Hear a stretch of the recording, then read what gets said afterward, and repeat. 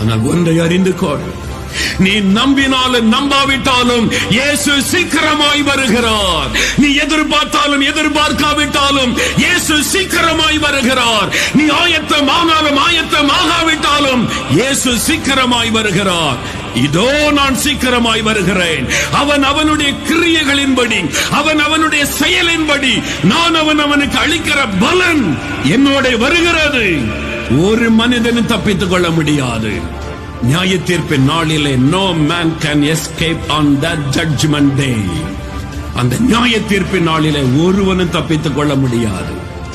யாராக இருந்தாலும் சரி, அந்த தேவாதி தேவனுக்கு, சர்வலோகாதிபதிக்கு, அந்த சர்வலோகத்தின் ஆண்டவருக்கு முன்பாக கணக்கு ஒப்புவித்தே ஆக வேண்டும்.